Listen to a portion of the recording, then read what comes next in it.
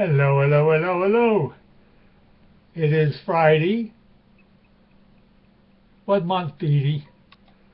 Friday, February 21st. Senility is setting in.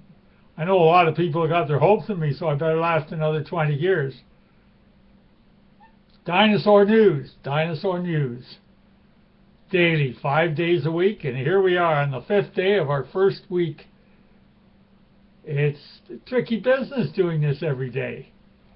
Now I've got to click off something else here on the screen. So I'm glad you're with us today. It's a weird day, a bit of a thaw. Some of the tons of snow is going. Well, I hope in the spring we don't get another flood here in Minden, Ontario, with all this snow going to melt. Anyway, it's nice of you to tune in this final day of the 5-day week to the Dinosaur News. My previous 4 Dinosaur Newscasts this week pretty well gave the situation as to what the plans are, etc. We're not here to give you the daily news as to the home invasions and drive-by shootings, the works that you get in the daily press. We're here to keep a smooth paddle in the canoe of the white right, the white patriot groups, and in particular those of British heritage. Speaking of groups of British heritage, I really have to thank Candor this time. I mean, I give a plug daily. They reciprocate. Candor.org.uk, the motherland in Britain. Their people did a taped interview. They taped the interview that I had with the Don Black show, the Don Black radio show. Don Advo, the co-host, completed on the Tuesday the 18th of February. And they have sent it over here, the 54-minute interview. And we, of course, have posted the link, the proper link, directly to the interview. I know earlier, a day or two afterwards, I was trying to get you in through the Rents radio network and so on. You can still do it that way, but thanks to Candor, they're technical people, they sent over the easy link directly into the beginning of the interview, right at the start of the interview with yours truly. I'm very proud of the interview.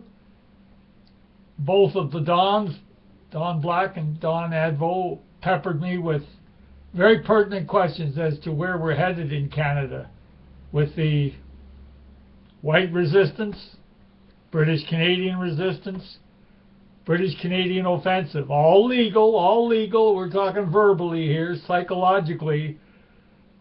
Verbal offensive. I'm grinning. There's been no response from the enemy camp. It's clear sailing, so, you know, we don't really have to cry about the enemy camp all the time. What's the enemy camp? Multiculturalism that is smothering our British stock, smothering our British race around the globe, smothering our white race around the globe. That is the enemy camp. But they aren't touching us. We're too realistic. We're too honest on these shows. They can't touch us. Likewise with Don Black's setup on the Rents radio network. Realistic. The real world as to white pushback, white offensive. We're not taking it any longer. We have regrouped. We are reforming old alliances. Just makes me think of, I used to bring that up, and it's still sort of a slogan, bringing in the sheaves. Well, here we are on the Don Black show, reuniting verbally from South Florida right all up here to Central Ontario, Canada, reuniting Don and I, who first met 45 years ago. So that's bringing in the sheaves, reconnecting.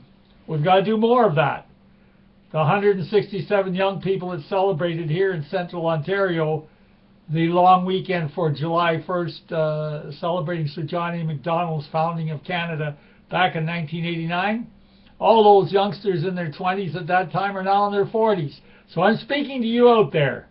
If you're listening in and you were at that rally, that 3-day rally, where we had fun celebrating our British heritage and our European cousins as well. So what am I saying? Get in touch. Don't worry, you're not going to make the headlines, and specifically some Ottawa people. Some Ottawa young people who are now in their 40s. They were very good. They were the rock at that 3-day get-together. No problems with that get-together. Nothing but fun. Tug-of-wars, swimming, candle lighting, you name it. 3 solid days. Not one arrest, not even a threat of an arrest. All perfectly legal, in spite of the press screaming and raving and raving. So my point is, you're out there. I suspect a couple of people are tuned in who were there for the 3 days and enjoyed it. So get in touch. BritishCanada@gmail.com. BritishCanada@gmail.com. I'm making it my mission on behalf of the British People's League to gather in the sheaves of people who know the score, people who are out there, who have tried to just forget about standing up for our British heritage, our British race, our white people. But it's gnawing at you. So come on, give us an email and we'll reconnect. I'm the only one out front, okay? When we do the van plan, there'll be a few faces that'll be out front. Those who are really gutsy, that's their choice when we can enact the van plans, when we get the Hamburg and gas donations we're still waiting for. We've got the people in the wings for that, but I promise you, no one's going to be in the open, so to speak, until a person so desires. But otherwise, what can you do? Keep in touch, pick up our spirits, and regroup your people in Ottawa, and we'll hop in a van and come and visit you with a small contingent of the British People's League. Friends. We don't have members. We have friends. We don't have membership cards. We have friends. There's no registration of any kind. Long-term, solid activists are on our blind list. You can hardly call it blind list membership. It's just a BCC, blind copy. But those are our great people who give good advice, and we exchange more detailed emails, etc., as I've said on previous shows. So really, the only big news item for today of interest to our fans out there, keep the spirit rolling, keep the spirit rolling. So the only big news interest would be the Don Black interview, and not because it's me in the interview. I am your label. I'm talking to our friends now. I am your label. Until you get rid of the label and throw me in the garbage can, I am your label. So when I say it was a good interview, a good show, that's your label speaking. Those, especially those who have donated, who have a financial investment in the British People's League and John Beattie as spokesman, as label. So let's get that very clear. I don't say I don't enjoy doing the videos. It's a way of promoting our cause, promoting our peoples, and a grin always comes up in advance when I've got a role in me. And of course I'm grinning because I know it drives the people who have lied about me in the past, people in establishment positions who have lied and lied some more, who have caused me misery years ago and caused my family's misery. Well, I think this is just beautiful poetic revenge, because it's driving them crazy that I can sit here relaxed as can be and do a daily newscast, Dinosaur News, from Central Ontario, Cottage Country in Canada. Well, the YouTube recording part's coming along okay today. Those other days I was groaning is probably my fault. YouTube's being good to us. Regardless if others have problems, they've been good to us, that's for sure. Okay, what else have we got besides the interview? We put a link on my Facebook page as well, my personal Facebook. So if you go to the home page, BritishPeoplesLeague.com, you'll see the personal linkage, but you'll also see the Candor taping. It's the first item. Well, regular viewers know that our current items are always the first items under the picture of the Three Stooges Actually, that's a nice cemetery shot of the three of us at a cemetery in the home page there. And behind us is a pyramid tombstone for a dedicated follower of what they call the British identity movement. And this mini pyramid from Bible prophecy and so on. He was a great believer. And he actually made his own tombstone by cement. An Icelander. He lived to over 100 years of age. He went to British Columbia as well.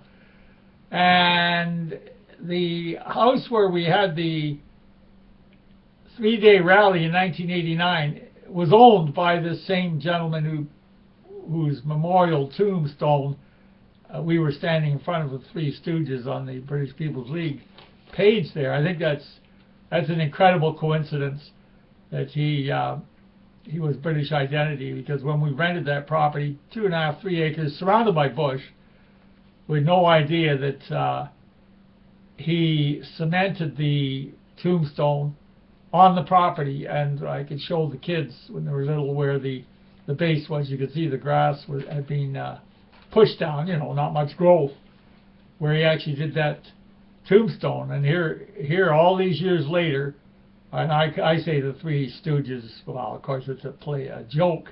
I mean, the other two fellows are terrific, just great guys. And so I'm just filling you in on that shot in central Ontario. It's actually, that shot is the Minden, Ontario Cemetery. And so there's another little scoop for you. As far as news of other groups at this particular juncture, I can only tell you, as I've said during the week, the National Front with Richard Edmonds are really stirring up things in the motherland. They're the number one hope there. And various groups in the USA, of course. I would think that the group tied in most with British roots and British history would be the League of the South. League of the South. And all these words I say, you just do the Dr. Google thing. So I can't really drag this out today for the full 20 minutes. And again, the Candor people are correct. When we were in the planning stages and I was discussing it with them, it was suggested that I may not be able to fill 20 minutes 5 days a week with news of the various groups.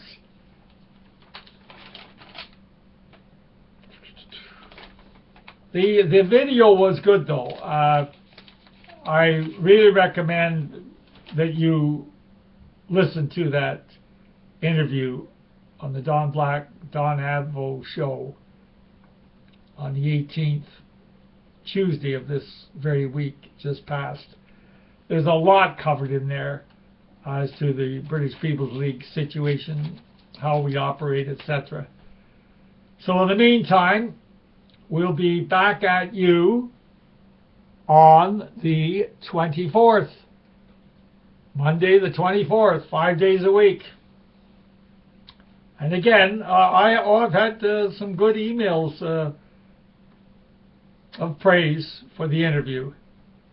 And that, of course, makes it all worthwhile. I'm doing it for our friends, our new family. I'm not doing it for those hiding in the woods. Well, somebody say, you're hiding in the woods, Johnny boy. Well, there's a different reason for me being here. Along with multicultural camp, there were people supposed to be in the white right were keen on seeing me bounced out the back of a van in the middle of a highway. There's a lot of reasons I'm here, and secondly, to be able to do these shows relaxed without looking out the window and seeing multicults even riding their bicycles through front of the house. Oh no, this is perfect setting here in Central Ontario Cottage Country. I can relax. The villagers treat me nicely. I'm treated just as any other villager. So that's the reason I'm here. But versus those who just hide from the fight to preserve our white race. And again, I should give a plug for March the 15th, started by some American white groups. March the 15th, the Ides of March, Shakespeare. The voice, the soothsayer, cried out from the back of the crowd, "Beware of the Ides of March," to Julius Caesar. beware of the Ides of March. Grinning again. Caesar is the establishment. The soothsayer is giving him a warning about white power, about British power, the people power. I'm not talking about those in the establishment. We're talking about the power of the people. The soothsayer was our spokesperson. Beware. Beware of the Ides of March. Establishment creeps, you have been warned. And there will be symbolism around the white world around the 2 or 3 days around the 15th, but that will be the focal point, that we're on the move. We're on the take back. We're on the reclamation of our lands. Nothing's going to stop us. Nothing whatsoever. Optimism plus. We're moving forward. And we're going to forward this show to Monday, February the 24th. Thank you for tuning in. Have a good weekend. Always keep your chin up. Always remember, you're white. Be proud of your ancestors. The blood of our ancestors must stay alive and go forward into tomorrow. Take it easy, won't you?